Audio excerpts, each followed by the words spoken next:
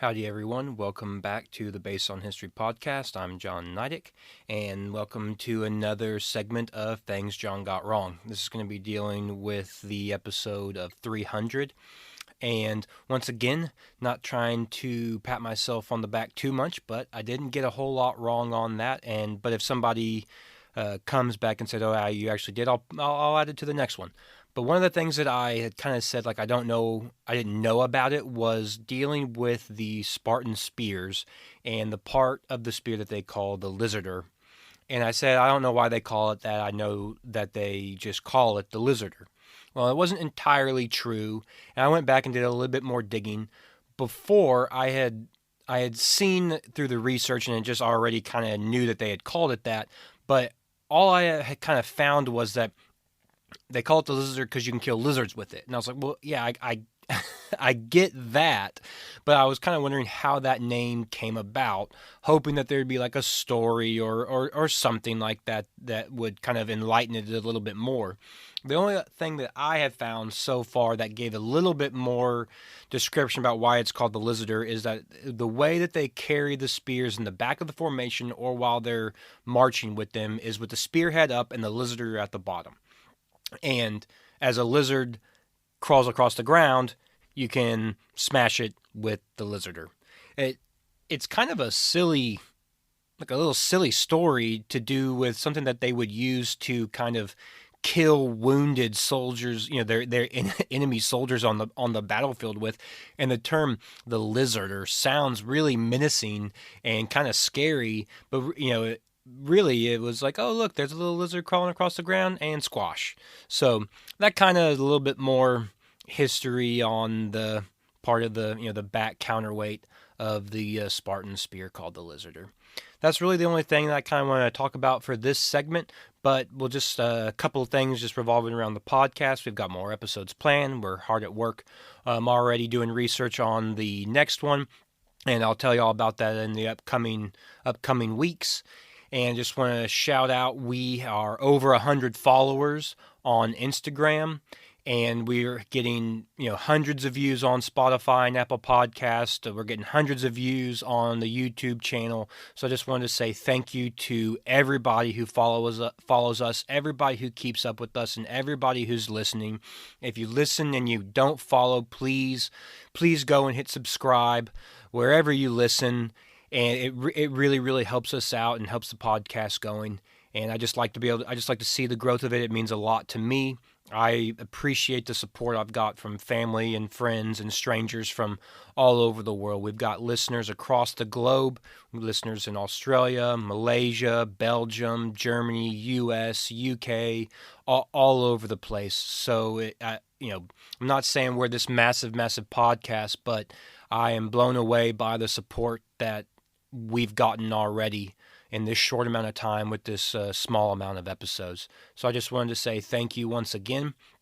And without further ado, we'll get started with the new episode of the Based on History podcast. All right, thank you so much. This episode is brought to you by Alexis Night Photography.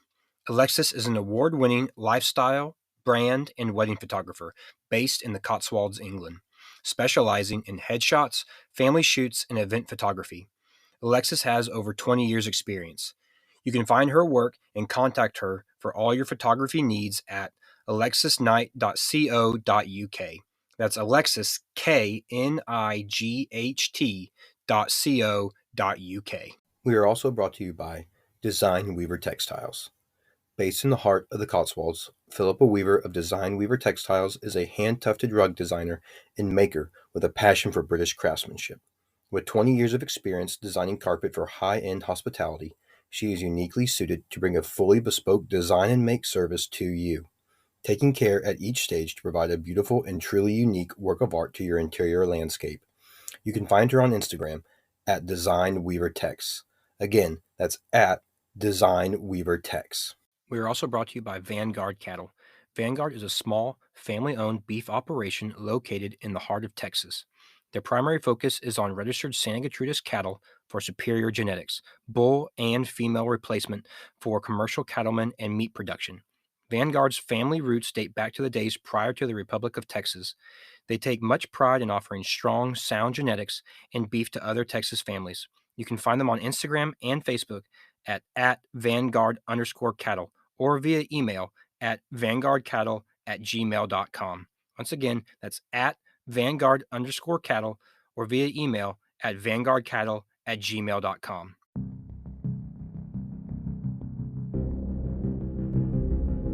You're listening to the Based on History podcast.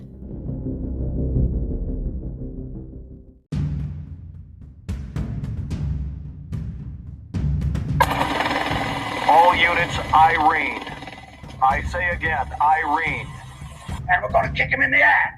We're going to kick the hell out of him all the time, and we're going to go through him like crap through a goose. You tell them I'm coming, and hell's coming with me, you hear? Hell's coming with me! That they may take our lives, but they'll never take our freedom! Are you not entertained? Are you not entertained? Is this not why you are here?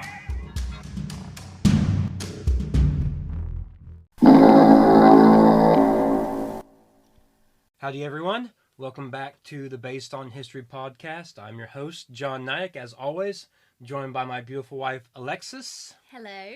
And joining us once again is my brother-in-law, Ryan Schmidt. Hi. My brother. Your I said- brother-in-law. I know. said my But brother-in-law. last time you said your brother-in-law, you didn't actually tell anyone he was my brother. He Well, could be I married think- to your sister, Okay. couldn't he? Oh, That would be my beautiful wife's eldest I could've, brother. Yeah. I hadn't thought about that. And today we're going to be covering the movie Gangs of New York, directed by Martin Scorsese, released in 2001. And we'll just talk about, as usual, our initial kind of thoughts and what we thought of the movie. So, guys, y'all want to go first, and then I'll kind of say some of my thoughts. Sure. How were the characters? Well-developed characters. I liked the movie, and the characters were great. No, it's a great movie. I love Scorsese. I don't think there's anything he's created that I haven't been really into. It's amazing to think it's more than 20 years old, this movie. And I think some elements of it aged a little bit Better than others. better than others. I agree. But by and large, I mean, still a fantastic movie. Yeah, It's just just top notch. visually as well, like just so rich. And I mean, talk about like world building. Yes. Just the look and feel, you can almost kind of smell it. And obviously the cast is insane. I mean, it's so deep. It's packed. Yeah, so deep, and you can kind of just follow them around as much as it wants Leonardo to be the center of it. There are some fascinating characters, and scenes that he's not even in. That Yeah, I agree. And you can almost like watch the whole movie again and just watch what's going on in the background, because Yeah. there's it's so, like you said, it's so deep with the world that they've built of this 1860s 1850s New York that, I mean, obviously I've never been to New York, but I know what New York looks like. It looks nothing like what this movie is, yet it's still the same place, and it feels like you're there. Like you said, you can almost smell it because of this, like, it looks like it smells. it's interesting because they're all dressed really. They're wearing clothes that you associate with being incredibly smart, like waistcoats, tailcoats, top hats, but they're all filthy. Like so, it's kind of I think strange. that had to have been done on purpose, not only because I think it's historically accurate as far as That's what they would wear. what they were They wearing, weren't clean. but I think it has to do with like the social climbing of these gangs. They want to appear more legitimate than But they really None are. of them were actually well-to-do people, though, were they? In the movie, no, they're all. I mean, so So there would have been people in that time that was wearing top hats and clothes that were clean and Yeah. Those Yes. were the ones They were uptown posh, where yes. Cameron Diaz goes and is Yes. a turtle dove for.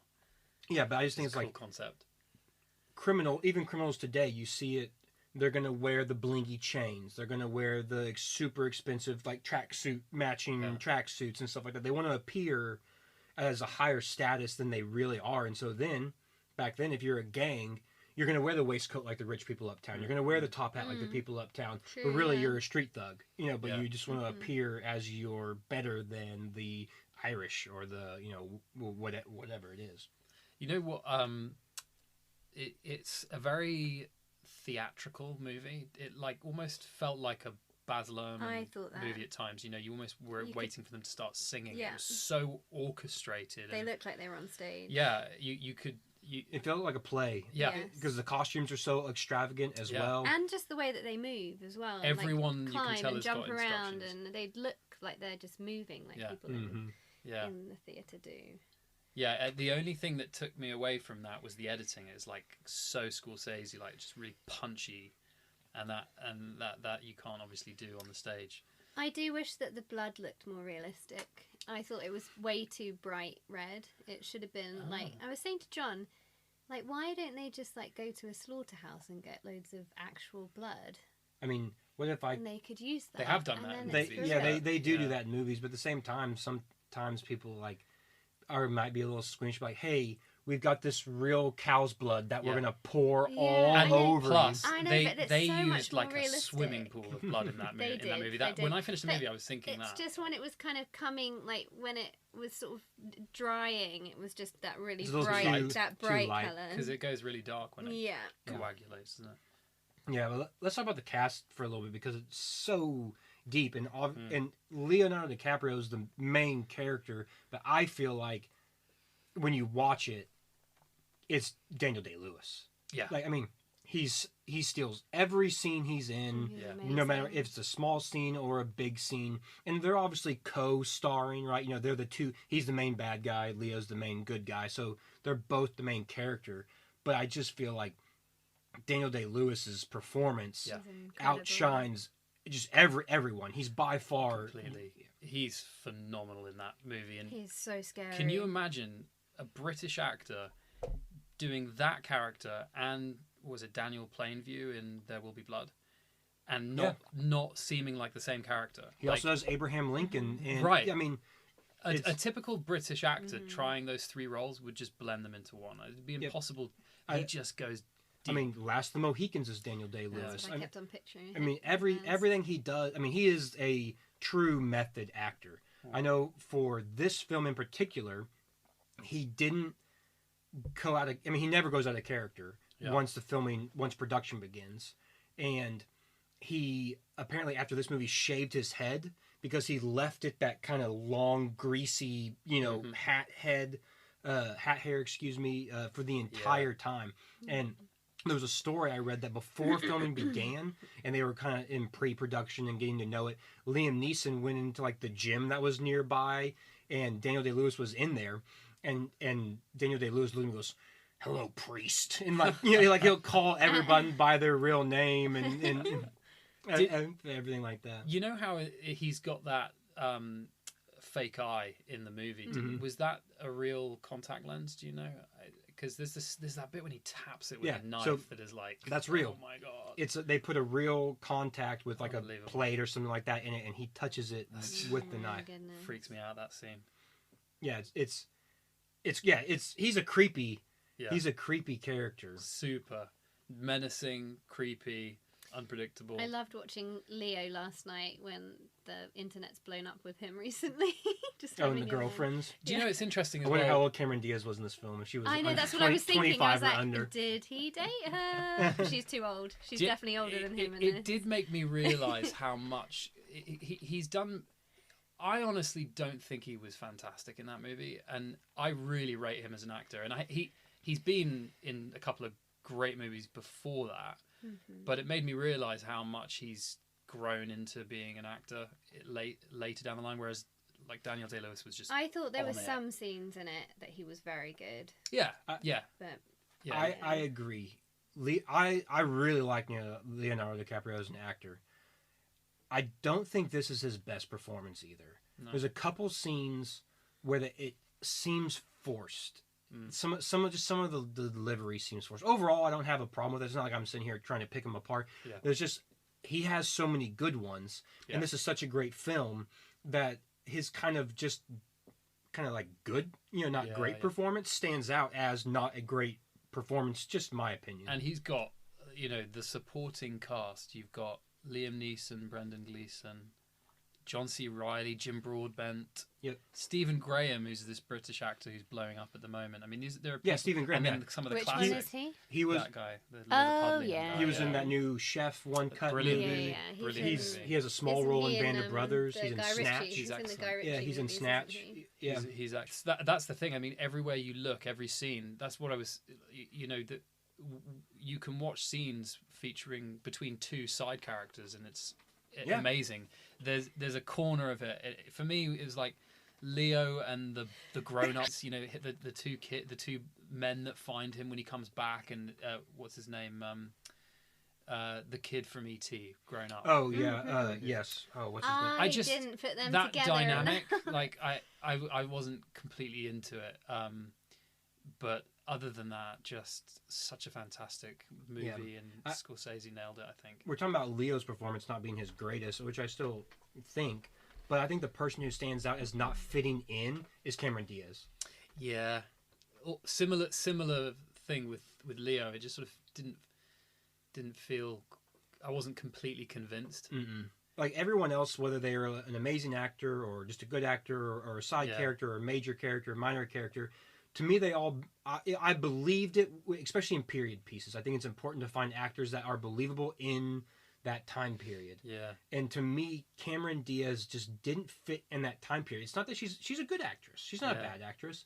And her acting in this movie is not terrible. Although her accent is pretty bad.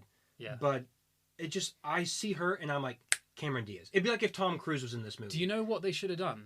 They should have taken a tooth out. Like if she was missing a tooth, I just think it would have pulled it off. They should have done She was too. They should have done the Charlize Theron monster treatment to her and like just that. made her. She was too shy. Like everyone else looked mucky as hell. Everyone's got dirt all over them. Yeah. She's a 5-point slum hooker thief, right? And she's just like glistening everywhere she goes. Yeah. It did feel a little convoluted. It felt a bit synthetic when they were together sometimes. But hey, I mean, we're picking it. We're nitpicking. Yeah, we're nitpicking. Exactly. It's a great film. Yeah, I mean it's amazing. All the little, but that's one of the reasons why we do this is so that we can nitpick the. I'm really interested to know about how much of this is real. I have a sense that the backdrop is more real than anything that happens in the foreground. This is probably our first historical fiction movie that we're doing. Now there are while we're doing it, we're going to get into all what they got right and what they got wrong. But one, they don't claim to be. This doesn't say based on a true story at the beginning or anything like that. Right. But I would say this is more a historical fiction movie than a bad history movie. Yeah, it's a fictional story set in a real, trying to be quite a historically because real there are some real characters. Like his name is Boss Tweed in the movie. He's the politician. He's one of the professors. He's one of the professors in Harry Potter. He was in Moulin Rouge. What's his? I can't remember his name. David Hemmings. Is this the guy you're talking about? Not this guy. Jim Broadbent. Oh, Jim Broadbent. Yeah, he's fantastic. So he's great. He's a Tammany Hall, which is that building, political building, which is still in New York. You can go there; it's still there. Yeah. And that's all real. He was a real politician during that time. He was extremely corrupt, but none of the other characters are real. Now, Daniel Day-Lewis's character in the movie is named Bill Cutting, which is like super punny because he's a butcher. They call him Bill Cutting. Mm-hmm. But the character that he is based on is probably the closest comparison of a one-for-one real life to the character in the movie. And that guy's name was William Poole. Okay. And he was a butcher. And he was a gang leader. But he was a gang leader of, and they say it in the movie, in passing by, he was the gang leader of a gang called the Bowery Boys. Oh yeah. So there was no gang called the Confederation of American Natives. That's made up for the movie. Okay. But their principles of what they stood for are exactly the same. no blacks, no Catholics. That very nativism is what they called it. Yeah. And then the Dead Rabbits is a real Irish street gang. From almost all the gangs are real. The Plug Uglies, the 40 Thieves, the Worcesters or the Chestershires or whatever they're called. Is he a second generation? Yeah, so he's a second generation American. Yeah. Or maybe a third generation American. His father died in the War of 1812. British, his father? Or his so- grandfather? His grandfather is probably British. Yeah. And because his father died fighting for the Americans in the War of 1812, which he talks about in the movie. And that it's not completely accurate or the same, but his father. Yeah. And so he was part of a political party that was known as the Know Nothing group at the time, and they were called the Native American Political Group or something. I think that's where they kind of got the Confederation of American Natives name from. Yeah. And they were centered around that nativism, white, the very waspy principles, white American, Anglo-Saxon, Protestant. Like this is what America was founded by, and this is what, and the main reason is they didn't want politicians being influenced by the Pope. And that's in America. It's always been a fear. That's why people didn't want John F. Kennedy to be president. He was the first Catholic president, and people were afraid that if we have a Catholic president, then the Pope is going to have influence in U.S. politics. Right. Okay. And it also has to do with jobs and racism and all sorts of those good, late 19th century. I mean, obviously it goes back even further, but what was going on in the U.S. at that time. And presumably that was an absolute boom of Irish migration, right? Yes, into the US. So the movie, the one thing they get wrong is the timeline. Yeah. So the reason you're getting all those Irish immigrants into America is because of the potato famine in Ireland, which was like 1845 to 1847 time frame. The movie starts off, the opening scene's in 1855, and then the most of it takes place in 1862 to 1863. No, hang on a minute. I wrote 1846 down because it said 1846 when we were watching it. Okay, so yes, you're correct. 1846. The beginning, right, when he's a kid. When he's a kid. Yeah. 1855 is a year, and I'll get to it in just a second because that's a historical year. But yeah, so it starts in 1846, which is right, kind of where it should be.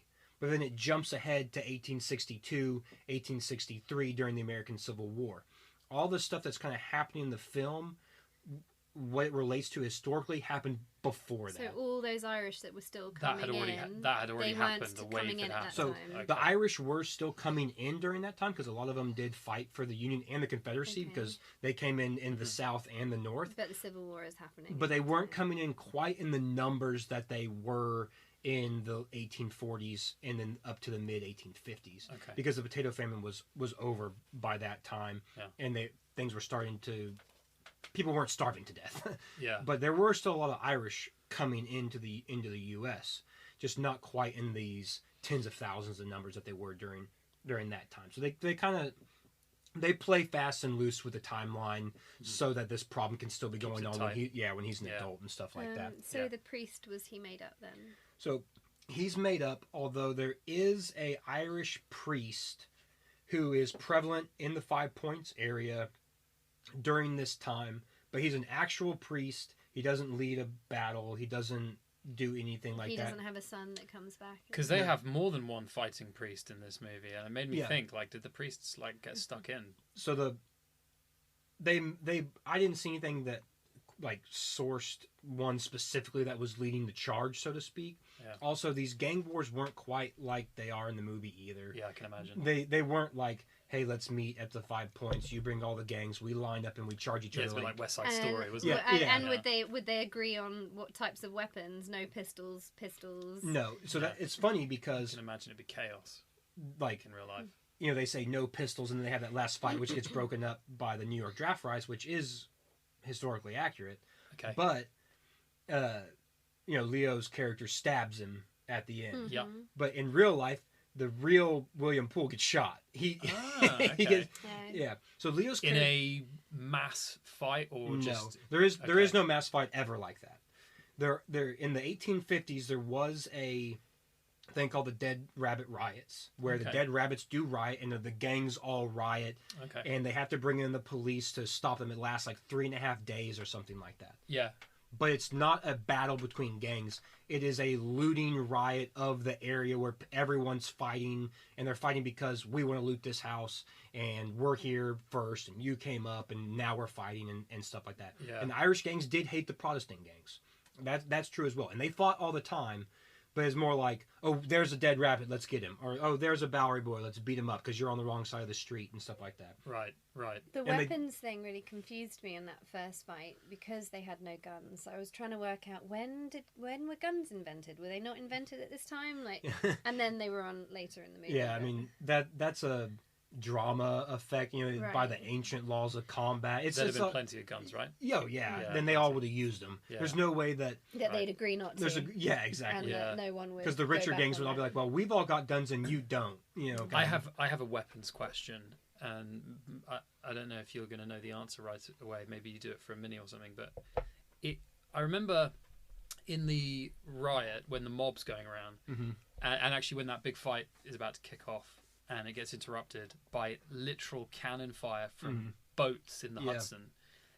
I'm thinking to myself, is that really possible? Because 5 Points is like around Soho area, Right. if I understand correctly. So the 5 Points is around Soho area, right? Which is right in the heart of the southern Yes. tip, at Yes. about 300-400 meters from the ocean, from the from the coastline of yeah. How far do those cannons fire? Did that happen? Did they shoot at So the town, the city? so first off, no, they did not shoot. The United States Navy did not bombard the city of New York. Okay. And Just a secondly, strange thing to add into the secondly, story. yes, those could reach there, They could, okay. Yeah. But they didn't. but they didn't. Oh, okay. So I thought it was ridiculous for the wrong reason. So the New York draft riots, which did happen in 1863, was like a week-long riot in New York, opposition to Abraham Lincoln, opposition to the war, opposition to the drafts because all the poor people are getting drafted. Yeah. That's nothing new as Yeah. far as drafts are concerned. Mhm. And then just the conditions in the lower parts of Manhattan and all those things, they all culminated into that, and they all rioted. Yeah. And it wasn't just the gangs; it was and they show this in the movie. Everyone's rioting. Yeah, yeah. The fire starts and everyone's like, "Oh, we're looting." Yeah. And then they did have to bring in the army to stop them. And some of those units that helped stop the New York draft riots had just got done fighting the Battle of Gettysburg in the Civil War. Right. Like, hey, you know how you just survived Wow. the single worst battle of this war? Let's go. Let's go home and shoot some civilians. Like, Wow. Do you know, that's actually something I really liked about the movie, because at one point, when Leo gets injured and then hangs up the dead rabbit, and you get the sense that they're creating this kind of messiah figure for the movie, and it's like, I'm going to be the reason why there's all this uprising. They're all going to do it for my own reasons. And I was thinking to myself, that's going to be such a plot, like just over beefing it. Yeah. And I was waiting for it to come, but actually I really love the way in the third act, the main characters, there's a storm around them. I mean, and you just get the sense they're just getting bobbed around, and they have no control over it, which I think is correct, because the riots were real, the mobs were real. There was no one guy going, hey, I've been slighted, so everybody back me up. So I like the idea, like they're trying to fight each other and they can't, because like everything's falling apart around them. It's kind of cool. I haven't really thought of it like that, but I do like that. I wish they had a battle. I just wish they didn't have like the New York draft riots in the background, because like you have the opening set battle, which is so intense. Yeah, there's no showdown. There's no showdown. The guy's got a piece of metal in his stomach Exactly. before they get It's to fight. so anticlimactic. It was. Yeah. It's so anticlimactic. He A little bit. Daniel Day-Lewis gets wounded by shrapnel, and then Leo crawls up to him and kills him. I'm going to assume they ran out of blood. Yeah. Because they just used all of the blood. the first so scene. much. But you're right. It is a bit. I know he would have done that on purpose. He would have said, "I'm not gonna just give you what you're 3-course meal here. predicting." Yeah, Right. I'm going to play around a bit and make it, make it about the city more than these two people. And Yeah, I mean, it almost really is more about New York Yeah. than it is about the actual That end characters. sequence really shows it. I think when he just has that long shot, the music kicks in, Yeah. and then you see the buildings. It's got the twin different It's got the phases, Twin and Towers. ends Yeah, on the because Twin it was, Towers. Yeah. made in 2001, wasn't it? When did they come down? They came down September 11th Of 2000. of 2001. I don't know exactly when this movie was released. It says 2002 Oh, on here, 2002. but Oh, it I would thought have. it was 2001. I mean, oh, hang on a minute. Release date. So they probably delayed the release 7th of January 2003 in the UK. So it probably Okay. came out in 2002 in the US. Gotcha. So there would have been time for them to have reshot that. So he deliberately left it up. So I know they left it in there on purpose. Okay. I just didn't know how. I thought it came out in 2001. That would've been- but it that was came out fresh. a little bit later. Yeah. That was So, fresh. did the butcher guy in real life, did he use his meat cleavers? No. So William Poole, who is the name of the actual historical character, never killed anyone, as far as anyone can tell. He was known as like a So nothing like that character. no. Well, so he's very similar. He was a butcher. He was leader of the Bowery Boys, which was the most prominent white Protestant gang in the area. He was a political muscle for the politicians in New York. He influenced the 5 Points extremely hard, and he was known as a violent man. He was a bare knuckle boxer. He beat up a ton of people. So he's very similar in a lot of ways. Yeah. It's just not the I kill the barber in his barbershop Right. and cut his head off with a cleaver Yeah. because I used to be a butcher kind of That's thing. kind of cool, isn't it? He's taken something very real and then said, right, Daniel Day-Lewis will be the connection to historical reality, and then we'll just spin the story off all Yeah. around him. Yeah, he's the historical connection, Yeah. but for from the story standpoint Yeah. for sure. Yeah. And the Leo's character, what they say, there is no character that's really anything like Leo's character, but there is a prominent Irishman. He's not really affiliated with the gangs, other than that he uses the Irish gangs as his muscle to kind of combat the nativism. Yeah. And his name was John. I can't even remember it now. It's super Irish. It's like O'Reilly or Mulaney or Morrissey. His name is John Morrissey. Okay. And he was an Irish politician who was against William Poole, and they were going back and forth. And then William Poole challenged him to a bare knuckle box in New York. They fought each other, and apparently John Morrissey was kind of like traditional boxing style and was kind of beating William Poole, and then he went straight street fight dirty and was gouging his cheek and biting his ears and had him on the ground and pummeled him until he was bloody. Wow. And nothing, and then they called the fight, and Bill the Butcher won. Wow. And then some associates of John Morrissey the next year or a couple months later tracked him down and shot him, and he Okay. died 2 days later. That was 1855. So William Poole died in 1855. So in the movie he dies in 1863. So they kind of extend and shorten and Yeah. squash things around to fit the movie timeline versus the historical timeline. By far, the thing they get the most correct on a historical level is the sets. Yeah. The sets. It looked incredible. I mean, incredible. The old brewery, that big, massive brick building, Yeah. that's kind of like the Irish headquarters. Yeah, yeah. Real building that they built it all. Wow. They built this all in a set. I mean, and- the inside was like a cave. Yes. More Well, so than I a don't know about the building. catacombs. Yeah. What that was like, because New York is that area is super swampy. Yeah, So right. you wouldn't, and that's what the 5 Points used to be, a lake. They do have bedrock, don't they? Eventually you get to bedrock. Yeah.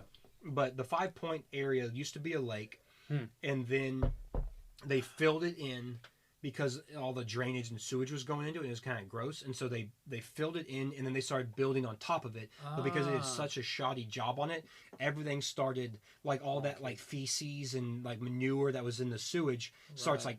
all the gases release. Oh my And so the God. soil resettles, and it's a swampy, Disgusting. gross. Can you imagine? And that's why it was the Smell of it. slums. the smell. That's why it was the slums in there. Yeah. And Like you got the guy walking around spraying that not pesticide, but it was antiseptic spray courtesy of Tammany. yes, and that's because of all the mosquitoes, because of all the swamp area that was being reclaimed by the underneath. Yeah. It was disgusting. But there's pictures that, and I know that they did this on purpose. There's pictures of New York in the 5 Points at this time that they specifically recreated for shots in the film. Wow. When Leo's marching with the dead rabbits after he's been like, they burn him with the knife. He's marching through the streets and it's a POV shot. Yep. And then you see him and he turns and he hangs them on. There's one scene where he walks through an alleyway and there's a picture that they have actually just recreated, like shot, image for image of this alleyway. And like they're all wearing the same thing, and it's pretty cool. That's really cool. I mean, watching it, it felt so authentic. It looked really detailed and well done. Yeah, I mean, like the Bowery Boys, like the Know Nothing street gang, they wore top hats and plaid pants, and they tucked them in their boots, and they wore the little sashes, and they wore the little vests. And the Irish gangs are a little bit more poor, so they don't have quite the like dressiness to them, but everything looks extremely authentic. It's incredible the detail that went into the costumes and the sets and the buildings and all of that. When did the Italians come to New York?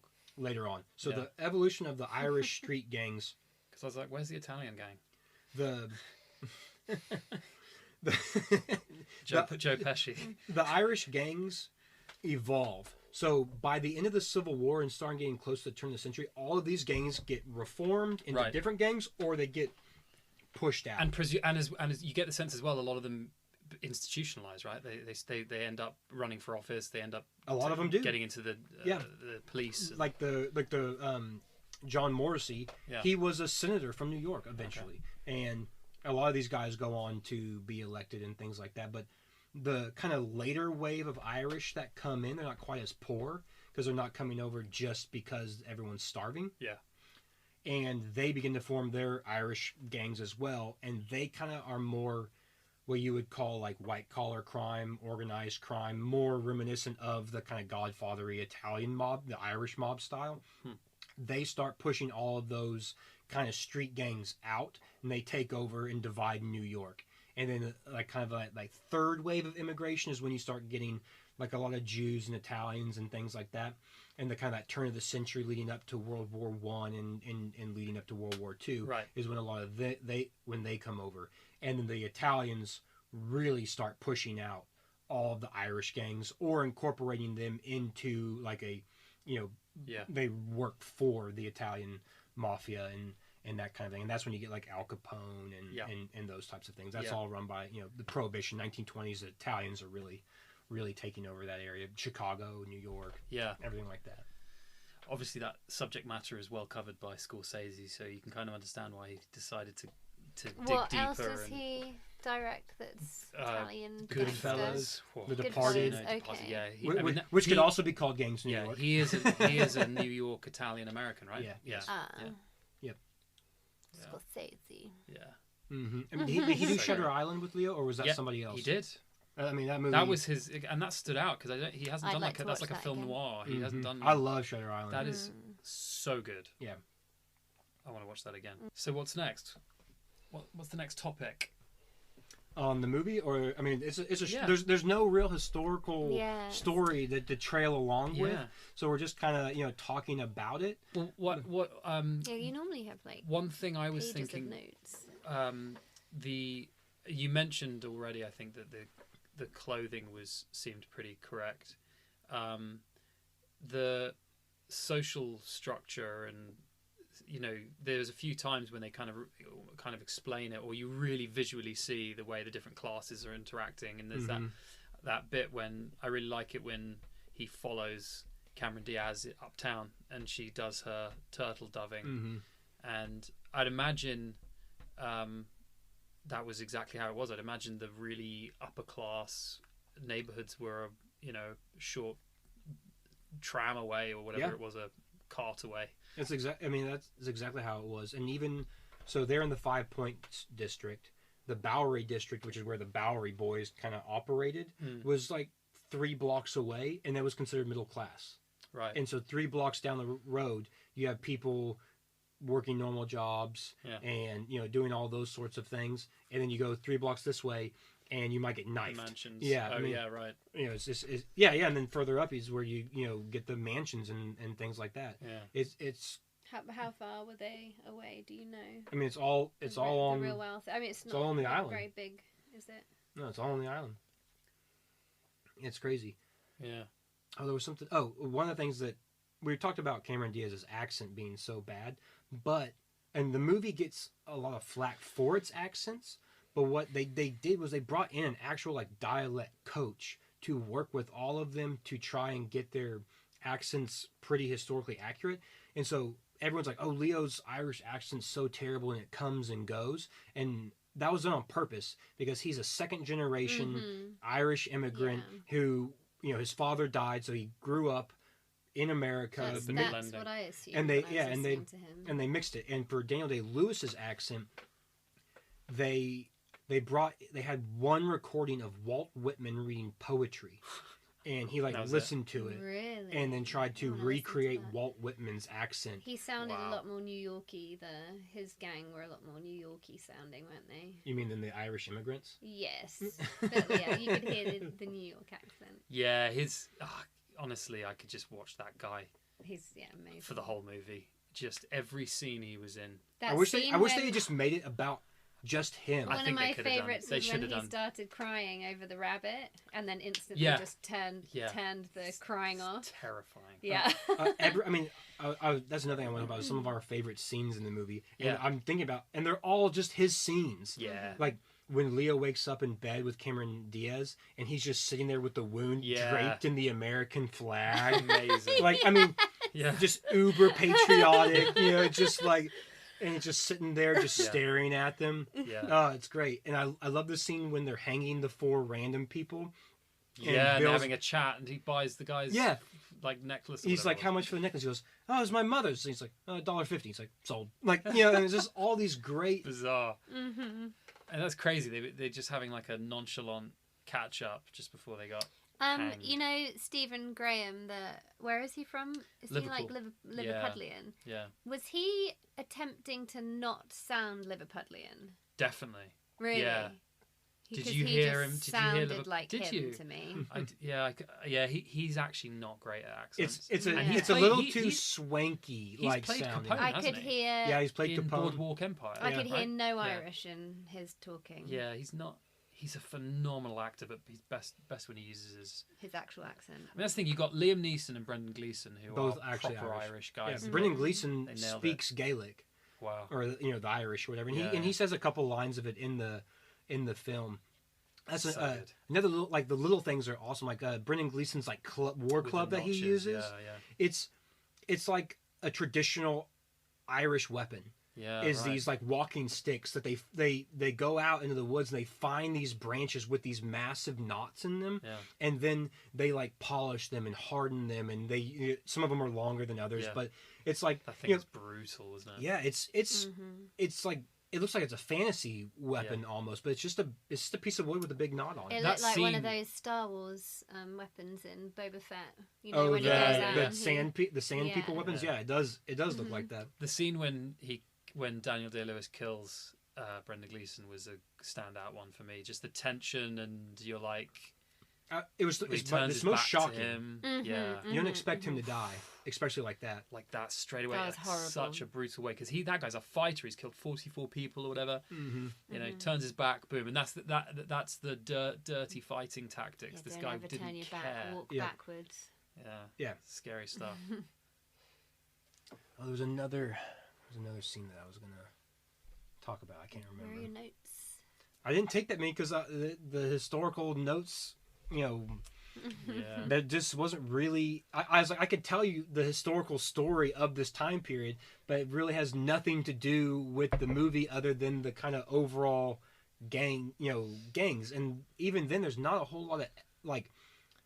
There's like some newspaper clippings, that are this, paragraph long about the dead riots shot a guy on the Bowery. Is this all kind of... What about some of the, drawings, old school drawings that they'd show of, the riot at the end and kind of throughout the movie? Were they some real drawings from that those time, are all fake, but they're done in the style of that newspaper, 19th century, newspaper political cartoon type drawings. But yeah, I mean, like I said, the story's pretty much made up. You know, the most of the characters are made up. It's really a historical fiction movie, so I'm not going to hit it too hard for not getting a lot of historical things right. Other It than wasn't you know, really trying. yeah, it wasn't really trying. It's a historical fiction movie, and I got no problem with historical fiction. So, it's yeah.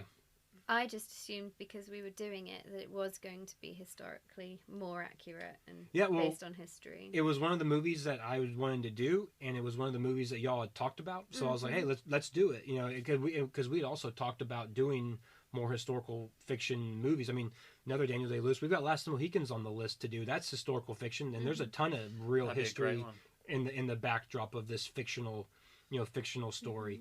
And you know, I mean, one of the reasons we did the podcast is to talk about history as well as movies. So that's why historical fiction is on there. I mean, they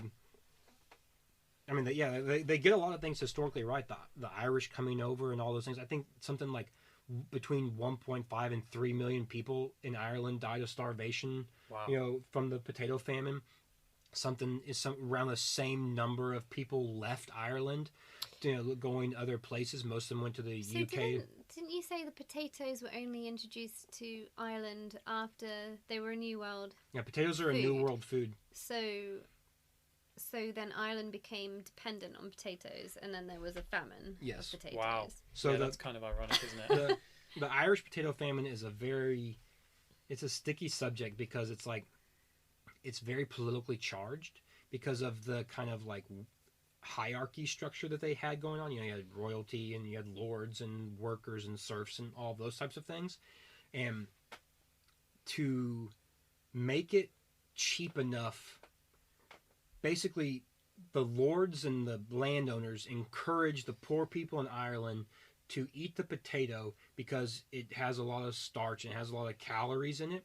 It's a super cheap food to grow, and the potato that they were growing in Ireland at that time was a massive potato, and basically it was like they became dependent on it because everything else, the crop was sold, and so it kept the poor because they were solely dependent on the potato, but it kept them like strong enough to keep working these massive, you know, land for these massive landholders. And then so when the potato famine came, it was really only the poor in Ireland that were affected because they're the only ones that were really relying on eating the potato. Right. And there were some that were kind of like, this might be a good thing because we've got too many poor people, and then when you get too many poor people, they riot, you know, for better wages and for all of those sorts of things. So like they debate about like, was the response delayed because they didn't know it was going to be that bad, or was it like a calculated delay to be like, hey, let's thin the herd a little bit before we start doing anything. And so, you know, like that's kind of like when you talk about the potato famine in and of itself. But the Irish, they just don't want to die, so they're going to go wherever they can. They go to the U.S. A lot of them went to England and everything like that. You know, it lasted 2 years. There was another one in like the 50s, like 57 or something like that. Not as big, but a lot of people died. And the Irish potato, it's extinct. It's not even around anymore. Wow. And apparently it was a terrible potato. Apparently it tasted terribly, but that's what they were dependent on. Yeah, it reminded me of that scene in the what was it, the mayor? So who was Tammany? Who was Boss Tweed. That was who was Boss Tweed? He's like a senator for the New York's district of that area. Okay. He's a politician. And the guy, you know, they're having like they're playing snooker, and there's the other guy there, and they talk. He says that line about paying half of the poorest population to kill the other half, or something like that. It's kind of similar. That very kind of similar. Thinning out. Yeah, I'm trying to remember what was the guy with the really bushy eyebrows? What was his? He's the announcer in Gladiator. Yeah. What? So who was he? What was his? Another politician. He was just another politician. Yeah, I mean, he's obviously not a huge character. I don't know his name. I don't know who he's supposed to be. He could very well be a real politician. Yeah. I didn't look him up. Yeah.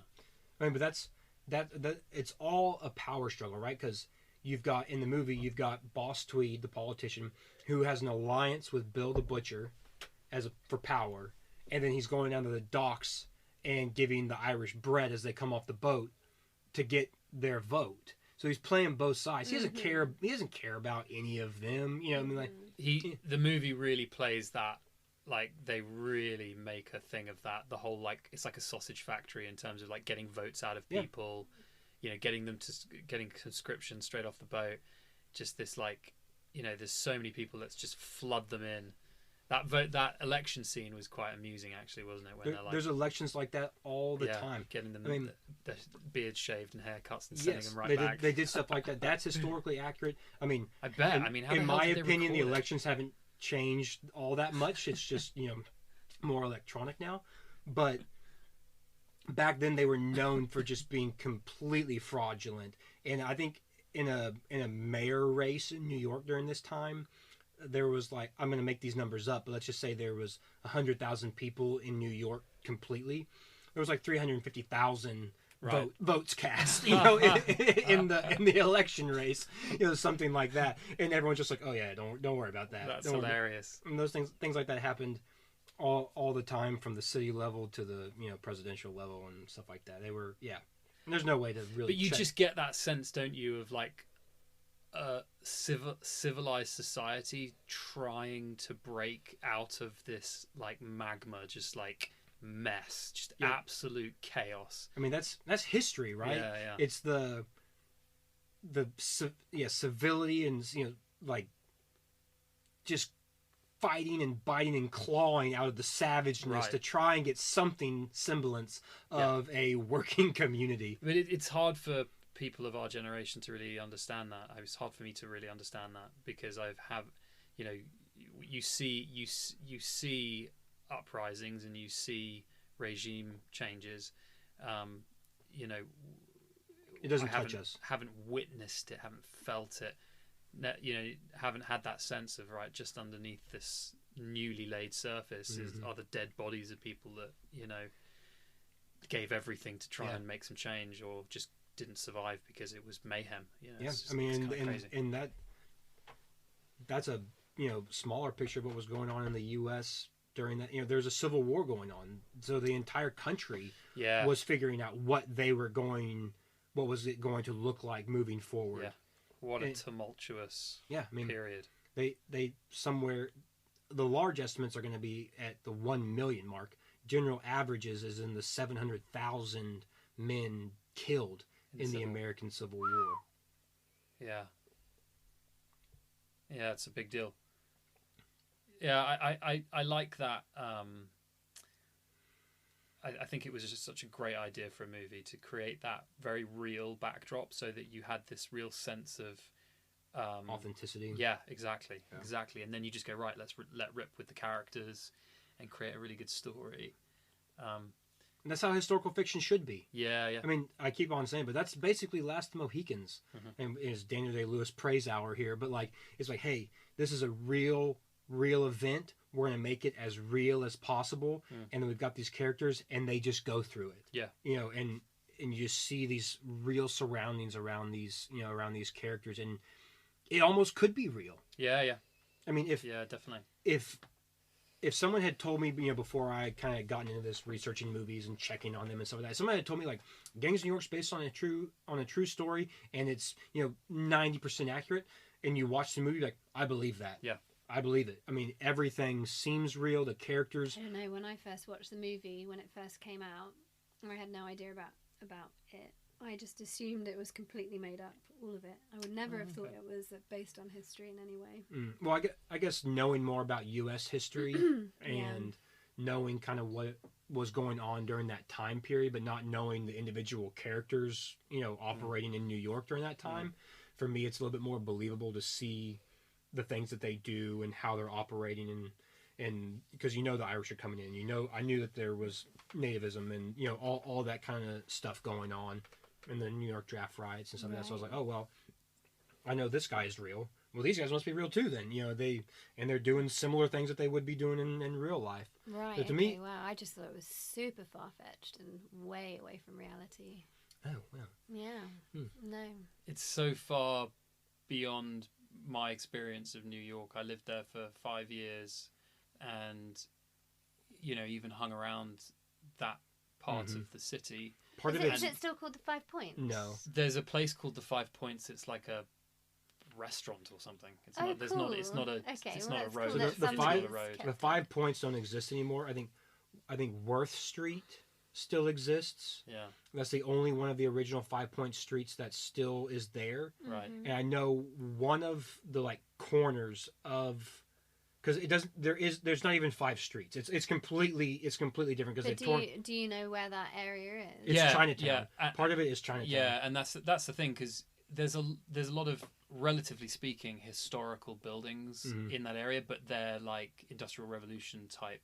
Yeah. So this is a movie about the like sawdust ground version of New York, the horse crap, ground version of it that you really don't see in modern New York at all. And yeah, so I Are there had no any other sense of movies that. based in New York at this time? Wow, goodness, very Can't- broad question. I don't know. I have to. That I guess that you just. That you know I mean, of. the movie. It's not in New York, but the movie Lincoln with Daniel Day-Lewis again playing That's so Abraham crazy, Lincoln isn't it? is taking place, At that time. but in Washington D.C. So it's a similar type of city, similar time frame, and you look at it and at the same time you're like, oh wow, that doesn't look like Washington D.C. The roads are dirt and there's horse poop everywhere and there's horses everywhere. That kind of a thing. So you can kind of see that similarity. But I think the ambitiousness of recreating a New York of that era is such a big deal. I can't imagine that there is a movie that's. There's probably some that are much more like insular. Yeah, for sure. Like Yeah, definitely. older movies. Maybe I can't think of any. Oh, another thing that they got right in the movie is the like competition between the fire brigades. There's a scene where the house is on fire. That was crazy. Yeah, there's like 30 some odd different volunteer fire brigades. They fight each other. It's just wild. There's a newspaper article I found that literally like describes that incident where a house is on fire. 2 different fire brigades show up, they fight each other, and that house, they don't even start the fire, and so they go and loot the other houses on either side of it so that they can get the stuff before the fire spreads into the adjoining buildings. And the one guy puts the barrel over the fire hydrant to hide it from the other. There's little snippets and clips of them doing all of those things. So it's like every little thing on the peripheral of the main story is all historically accurate. And they just got the fictional characters in the middle. It's crazy because that was almost like cartoonishly like. It is funny as hell, and they've got those big fireman hats. Like, what the hell's going on? Why are they fighting each other? It's crazy. I can't believe that happened. It's just such a crazy concept, isn't it? Nothing like that happens. I mean, well, I suppose you get like football teams and stuff like that, but hooliganism, like public service, hooliganism in like London for sure. It's kind of the closest thing to it. But like doing a public service and then having competing public services and then fighting each other. Yep. I mean, you also and then robbing the public. And the same thing with the police department. You have the metropolitan police, and then you have the city police, right. And they're run by different people, and they're fighting each other, and they're aligned with the street gangs, and they're robbing people. I mean, would the fire brigade go in and rob the houses? Yeah. That I found articles about literally. I know they had to have read at least the same article because it literally describes that scene, like scene for scene, shot for shot. Wild. It's crazy. Insane. Yeah. Did the Barnum thing happen?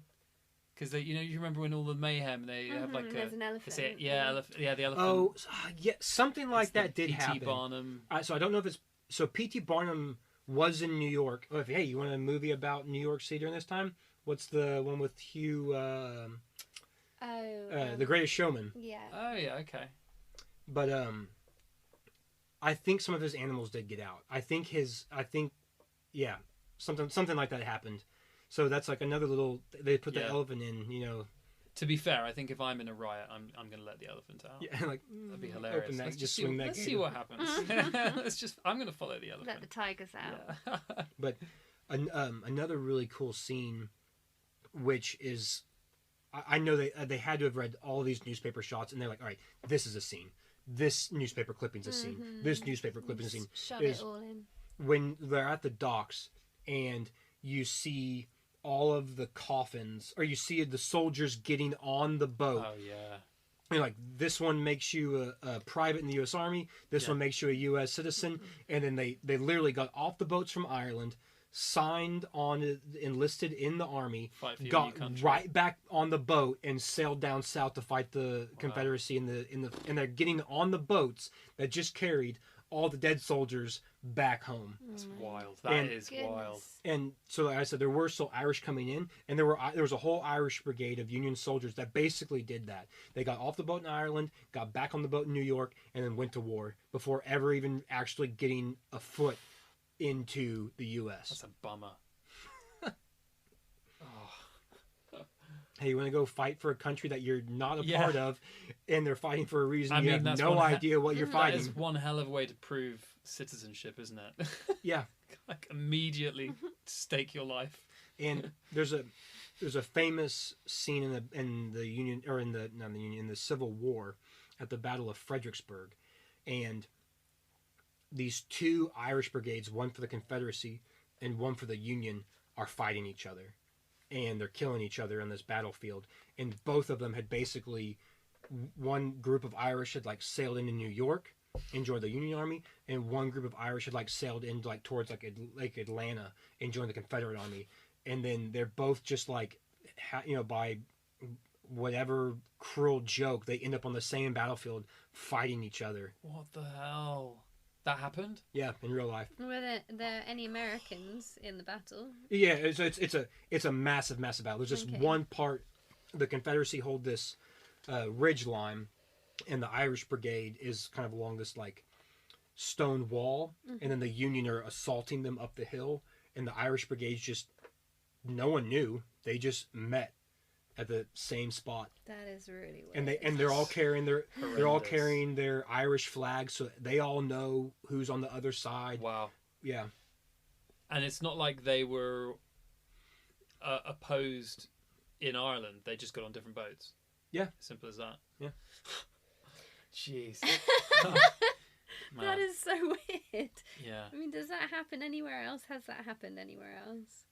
I mean, it's happened that with kind of like thing. enforced fighting, right? Like slavery, right? But Not voluntarily. I can't think of. I mean, stuff like that happens a lot, and especially in the Civil War, there's stories of fathers killing sons and brothers killing brothers. Wow. There's a story of I can't remember if it was, I think it was a Confederate father and a Union son, and somebody was like charging past a group of bodies, and there was like a son holding a Union soldier holding a Confederate soldier and saying like, I just shot my dad, I mean, there's stories like that throughout the Civil War and stuff like that.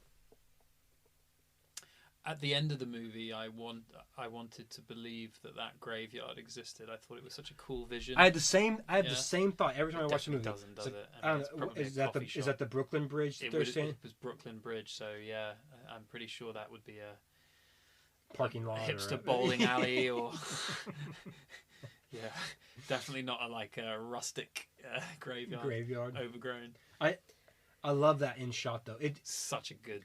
It leaves you Very cool. feeling differently because the movie ends in modern time. Yeah, Technically. that's a move, isn't it, that he pulls It's there? very cool. And it just seems so final.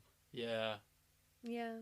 It's like Leo and Cameron Diaz disappear, and then you watch the graves get older, and then you watch the stones disappear, and then all of a sudden, boom! You're Yeah. looking at downtown New York. right. I mean, it hits you kind of hard. Yeah, it reminds me a bit of the third act of AI.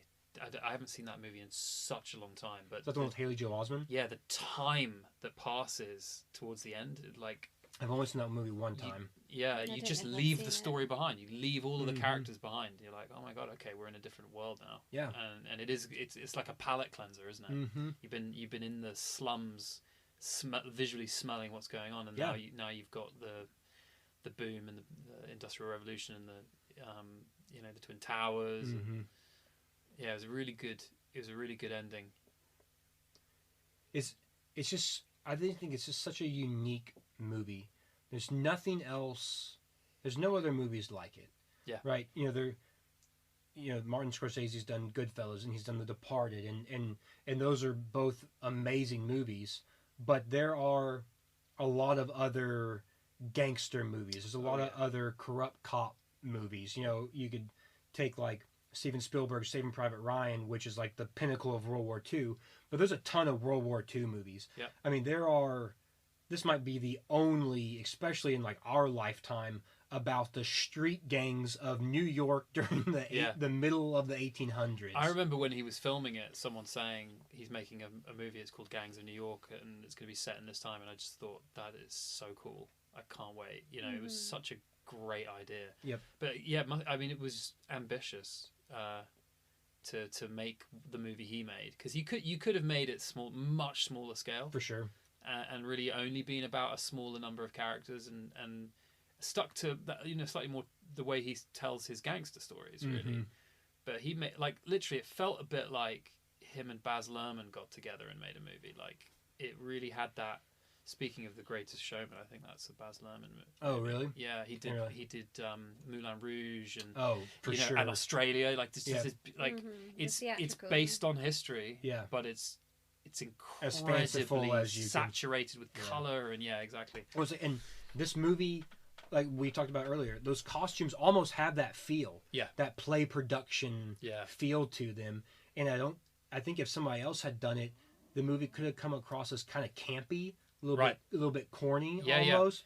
If it Exactly. didn't have the same writing, the same script, and the same actors and stuff like that. And the sheer amount of incredible violence. Yeah, and there's like the massive amounts of mud that they were, smearing over everybody. I remember watching the movie the first time, and that opening scene hit me like a gut punch. Yeah, the opening scene's phenomenal.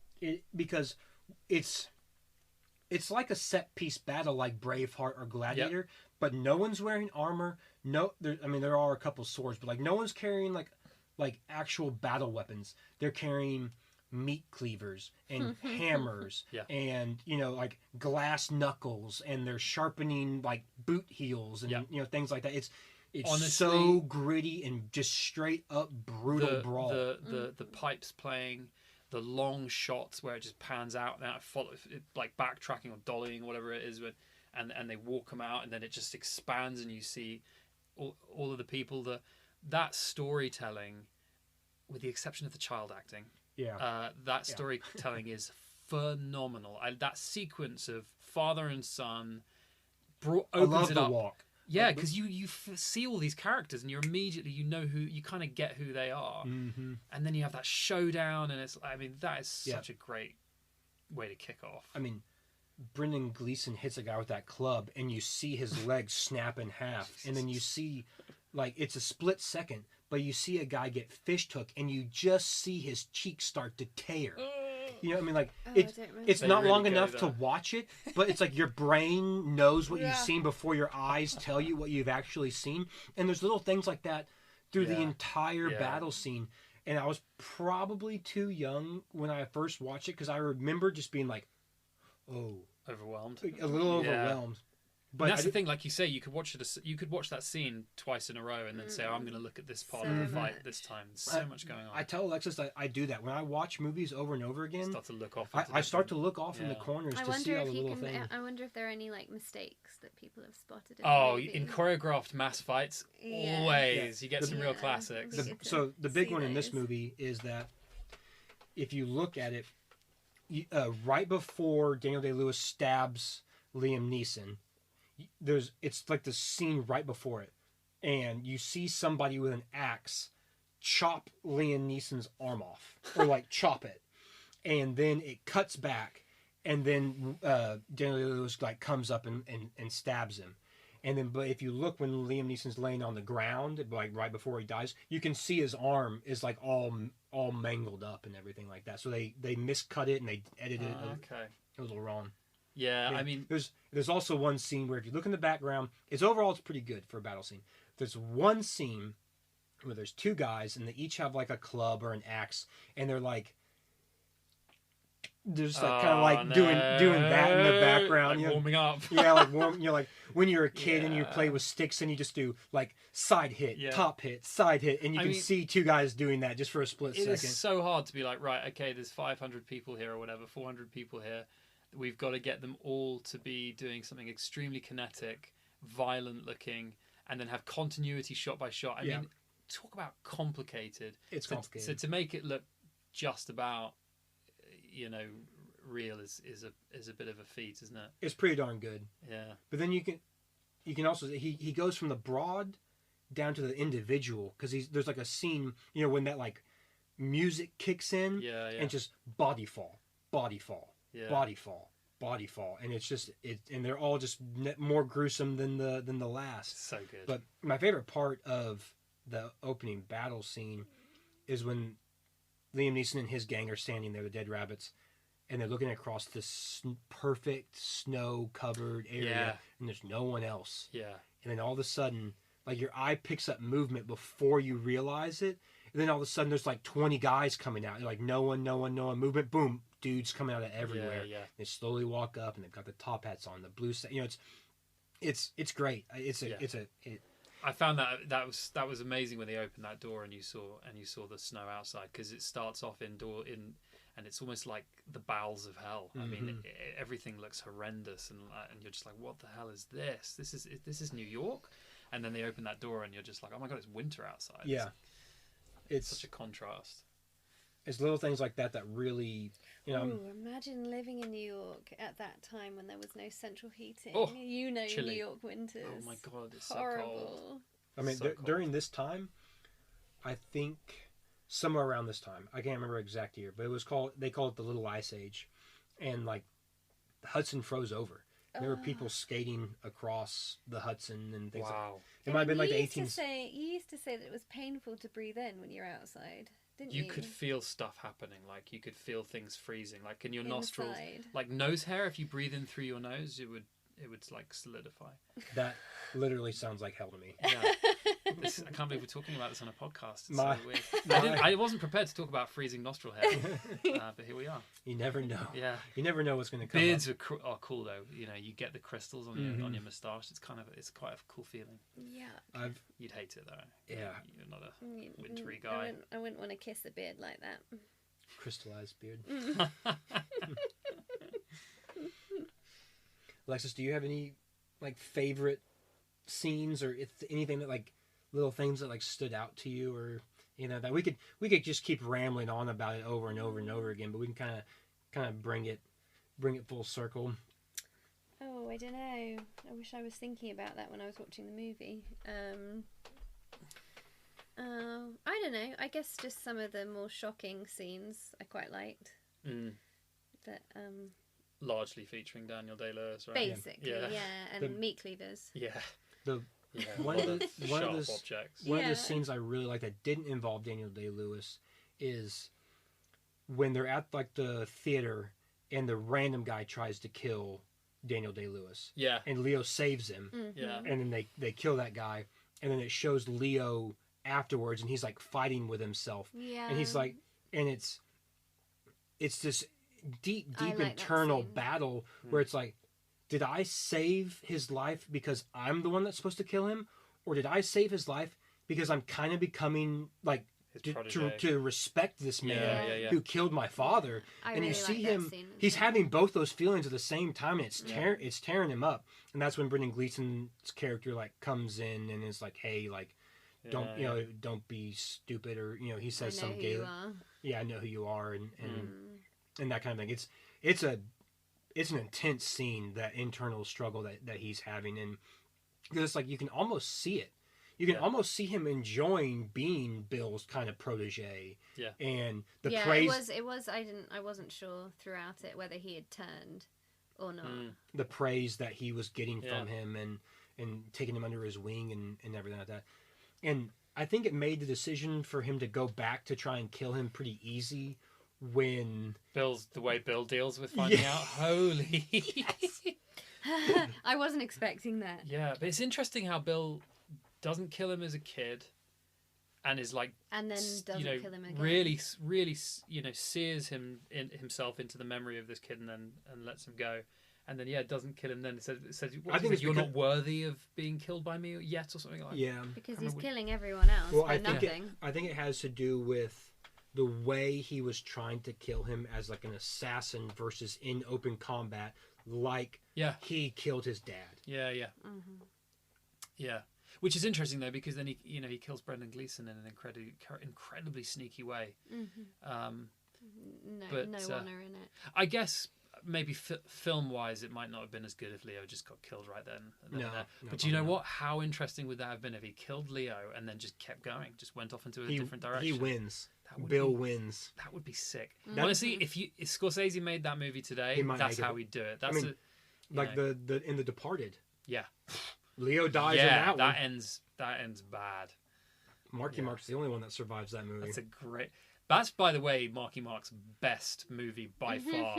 The Departed. Good. Yeah. That I was just thinking, because we were watching Transformers briefly because there was nothing else on with my boys, and Seb was like freaking out about how bad it is, and it is bad. He was like, "What good movies has Marky Mark been in?" I wanted to say Boogie Nights, but that's incredibly inappropriate, so I didn't reference it, because actually he's really good. What at Boogie about Nights. Lone Survivor? He's really good in Lone Survivor. Yeah, but it's not a tough gig though, is it? Being macho. I mean, did he really? I suppose no. He actually he goes through some stuff in that movie, doesn't he? I love Lone Survivor, but it's an action film. Yeah. He was good at that. Yeah, he is really good in it. Yeah. But like, Boogie Nights tested him much more. Yeah, for sure. So Marky Mark. Yeah, we'll end the Gangs of New York podcast talking about Mark Wahlberg's best roles.